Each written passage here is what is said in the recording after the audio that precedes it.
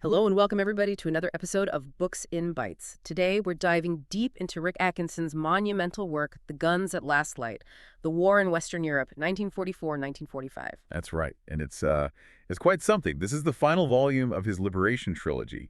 It covers that absolutely crucial final stretch of the war in Western Europe. Yep. Basically from the D-Day landings, June 44, all the way through to VE Day in May 1945. A huge undertaking to chronicle. Huge is right. And our goal today really is to give you a condensed but hopefully really rich sense of this period. We want to touch on, the absolutely colossal planning and logistics behind the invasion. And the human side, too, the brutal realities for the soldiers, the drama, plus those complex, sometimes really tense dynamics within the Allied High Command. And then that relentless drive to victory across, a devastated Europe.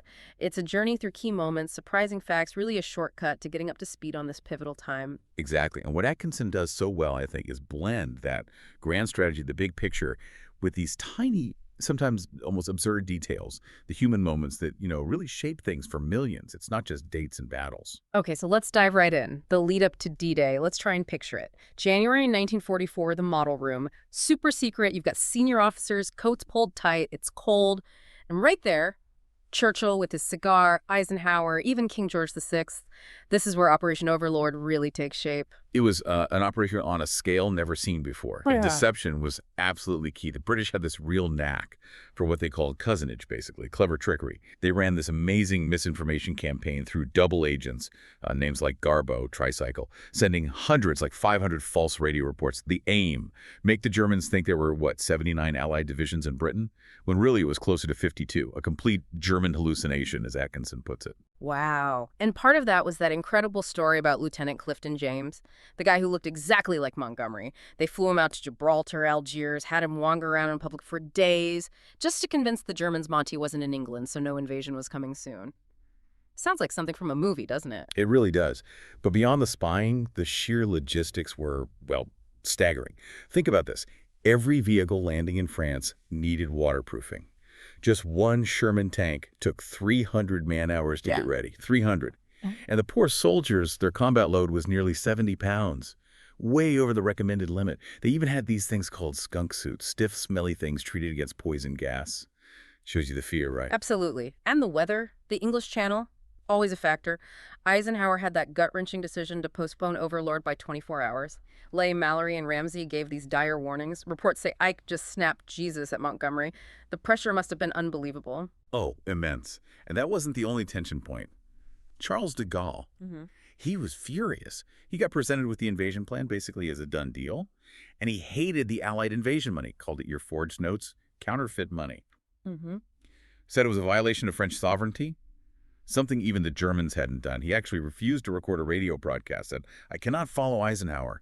Shows you the deep political rifts even then. Wow. Churchill was apparently furious, mentally writing black notes for his frog file. Incredible. And the fleet itself, just the numbers are hard to grasp. Nearly 200,000 sailors and merchant mariners, manning 59 convoys, carrying 130,000 soldiers, 2,000 tanks, 12,000 vehicles, all converging on the channel, from tiny cable layers to battleships like the USS Nevada. An immense armada. And Eisenhower, in those last hours, you can feel his anxiety, especially about the airborne troops. He actually wrote this note, taking full responsibility if it all went wrong. Misdated it July 5, strangely. Tucked it in his wallet, just in case. That really tells you something about the weight on his shoulders. Okay, so preparation's done. The moment arrives. June 6th, 1944. D-Day. And it starts not on the beaches, but in the air. Atkinson writes, stars threw down their silver spears on a long column of 800 airplanes ferrying 13,000 American paratroopers. Beautiful line. But the reality was chaos. Of the 6,000 plus from the 101st Airborne, barely 1,000 landed on target. Just horrific scenes described. Men lying in the straw, wrapped in bloody soiled parachutes. Yeah, total confusion in places. But you also get these amazing little stories, like Major General Taylor using a kid's toy, a dime store cricket clicker, to find his scattered men, and apparently politely turning down an old rifle from French farmer. Just surreal moments amidst the chaos. And out at sea, the Navy was dealing with German glide bombs. They had oscilloscope operators looking for this very specific signal. Atkinson uses a rather vivid description involving male anatomy to identify and jam the bombs. Shows the on-the-fly tech innovation, right? Yeah. Definitely. Then at Utah Beach, you have Teddy Roosevelt, Junior Brigadier General Roosevelt, insisting on landing in the first wave.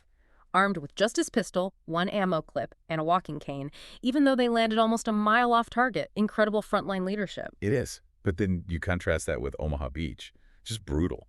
The whole assault stalled by 8:30 in the morning, the tide coming in, drowning men stuck on the beach, bodies described as being packed like layers of cigars in a box. Just horrific. LCI 91 and 92 basically destroyed. One survivor quoted just felt like a helpless, unarmed survivor of a shipwreck. Omaha was a different kind of hell. But eventually progress. Tiny Vierville falls. And there's this image of General Coda, after all that, just casually twirling his pistol on his finger. A tiny moment of calm, I suppose. And the Germans. Mm. Rommel was apparently already quite pessimistic, suffering from his African sickness, they called it, doubting they could hold, but still loyal to Hitler, which maybe hampered things. Their big counterattack, the 21st Panzer, he got basically smothered by Allied air power pretty quickly. So, by the end of that long day, Overlord was firmly rooted in France. They'd cleared a third of the beach obstacles, and, kind of grimly ironic, German POWs, many Poles and Russians forced into service, were helping build their own prison cages. The beachhead was secure, but the fight was just beginning. Absolutely.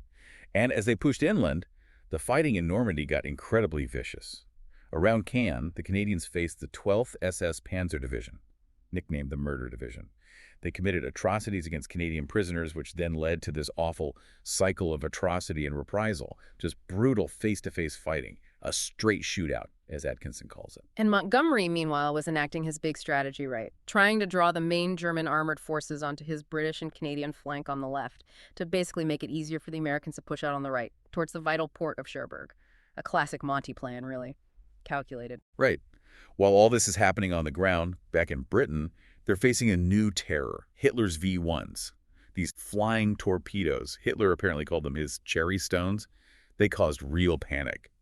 Gun crews initially thought they were shooting down bombers, celebrating prematurely. A whole new psychological front opened up. And capturing Cherbourg became absolutely vital. Eisenhower's HQ called it the most important port in the world at that moment. They needed it for supplies. Major General Hot Mustard Joe Collins was leading that push. Apparently, he always wanted to be on the high ground, aggressive commander. And Eisenhower himself was feeling the strain. Smoking constantly, several score a day, Atkinson says. High blood pressure, headaches. He even took this really risky 45-minute flight in a P-51 fighter just to see the battlefield himself. Admitted later, Marshall would raise hell if he knew about this. Shows you the pressure, the need to see things firsthand. That pressure. Maybe it contributed to the tragedy during Operation Cobra, the big American breakout attempt. That awful friendly fire incident, U.S. bombers hitting their own troops.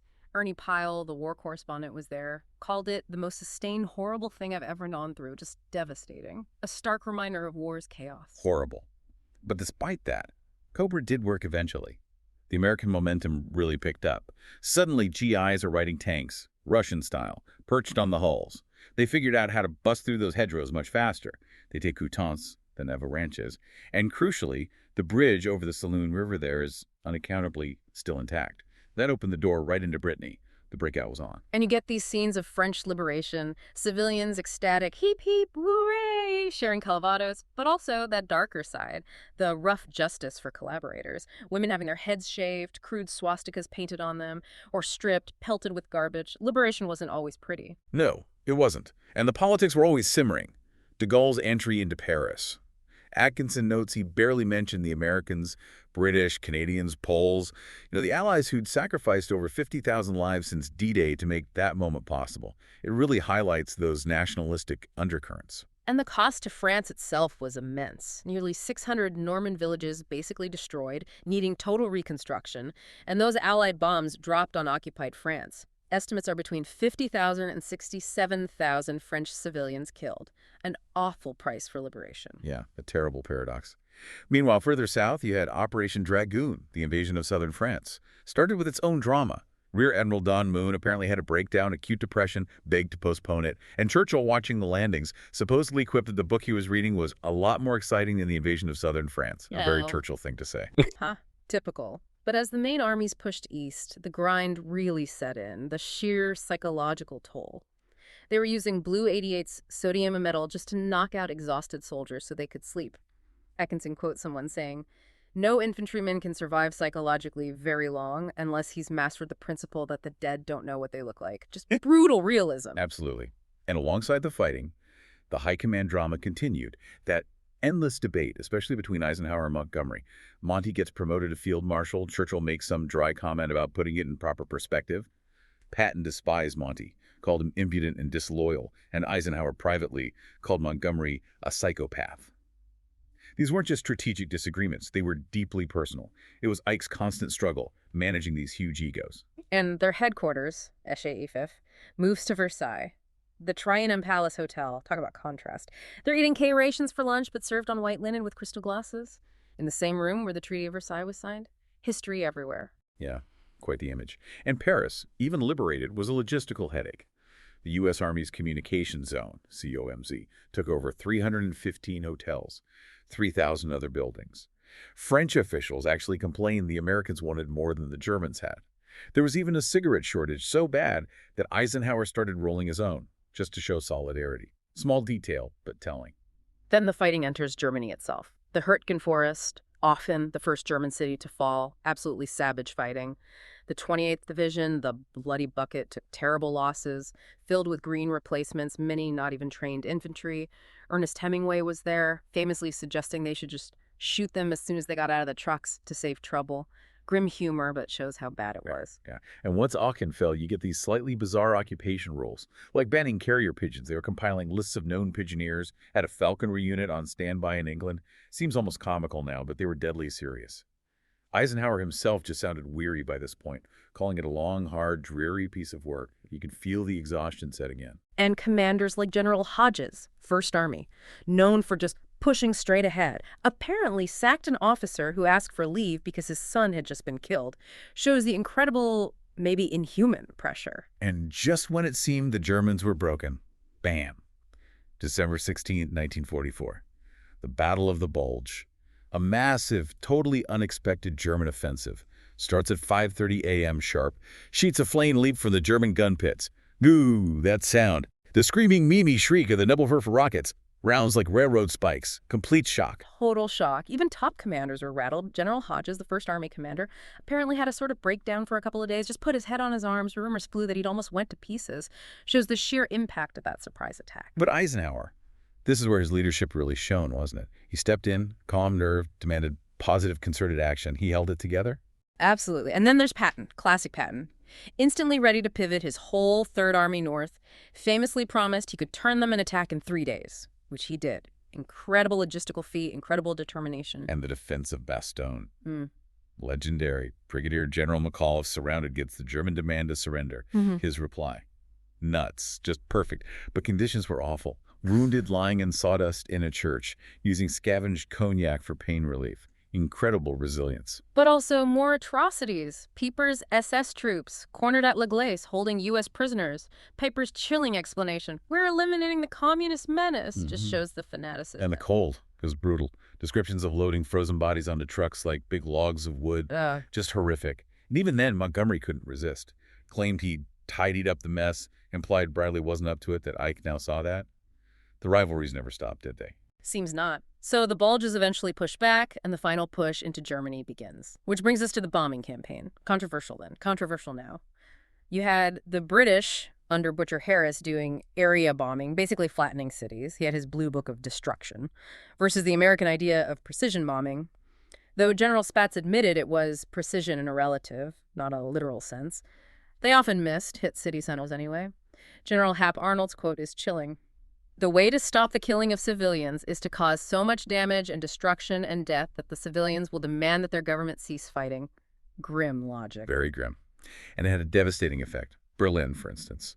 The single heaviest raid, Thunderclap, February 45, made 120,000 people homeless in one go. Atkinson quotes a German woman seeing spring flowers bloom amidst the ruins, saying, "One should never enjoy such things." Just captures the profound tragedy. Then the Rhine crossings. Meticulously planned. Army engineers studied Roman history, built over 170 scale models of the river, but then, pure luck or battlefield initiative. Lieutenant Karl Timmerman and his men find the bridge at Remagen intact. Capture against orders, really, leads to that famous urgent message. Inform them. Suddenly, they had a bridgehead, changed everything, saved countless lives. A huge moment. Cologne falls soon after. The great cathedral, miraculously still mostly standing, though damaged. A symbol, maybe? Nazi flags seen dumps like scarlet garbage into the corners of alleys. The end was clearly near. Patton, meanwhile, obsessed over taking Metz, described it as key to defending all of France. His rationale was controversial, though, using Metz to blood the new divisions, basically using a tough fight as harsh training.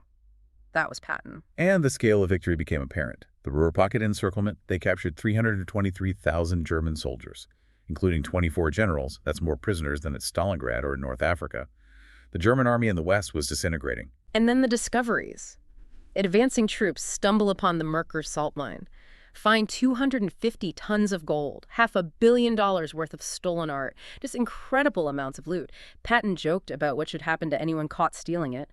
Typical Patton earthiness. But alongside the treasure, the absolute horror, the liberation of the concentration camps, Buchenwald, inmates described as polished skeletons, 1,000 dying a day, even after liberation, bulldozers pushing bodies into pits. Words fail, really. The absolute depths of inhumanity laid bare. Unimaginable. And then, that symbolic moment everyone had been waiting for. American and Soviet troops meeting at the Elbe River, GIs shaking hands with Russians, exchanging souvenirs, extravagant gestures, the physical link-up of the Allied fronts. A powerful image. Powerful, yes. But even then, behind the scenes, politics.